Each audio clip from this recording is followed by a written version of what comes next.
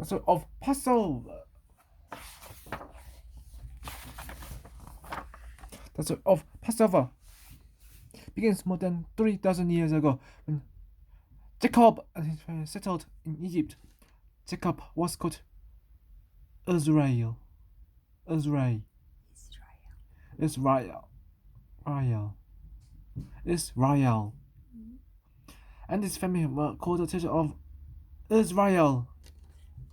They were also called Hebrews because of the language they spoke. Many years passed. Jacob and his children had all died to the Pharaoh, the ruler of Egypt. The children of Israel were outsiders. He was afraid that one day they would rebel. To control them, he made them slaves. He forced them to do hard work. They were beaten.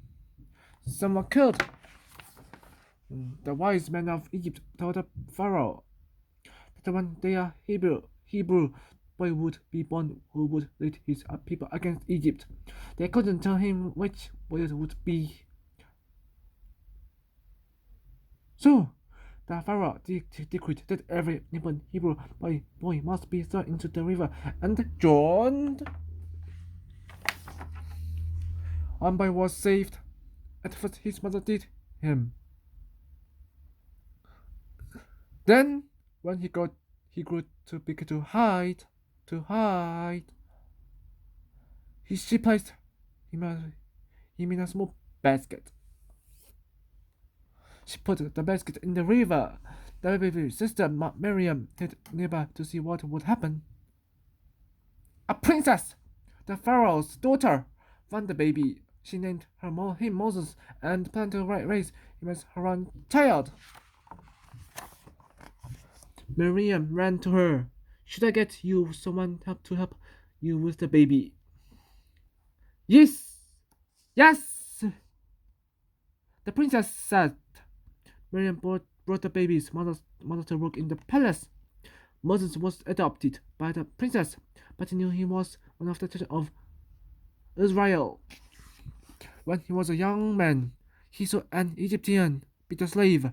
Moses attacked the Egyptian and killed him. Then he ran away. Moses was settled far from Egypt. He married and worked as a shepherd. One day, while Moses was watching his sheep, he saw a burning bush. There were flames, but the bush wasn't harmed. Moses, a voice called from the bush. Yes, here I am. God spoke to Moses from the burning bush. He told Moses to lead the children of Israel out of Egypt. Moses and his older brother Aaron went to the Pharaoh. They asked him to let the children of Israel go free. The Pharaoh refused. He forced the children of Israel to work even harder. Moses and Aaron warned him that if he didn't let the Hebrews go, the waters of Egypt would turn to blood. The Pharaoh refused, and the waters turned to blood. That was the first plague to strike Egypt. There were 10 frogs covered the land. A thick cloud of lice swarmed of Egypt. Painful boils broke out on the skin of the Egyptians, which hailstones mixed with fire around the land.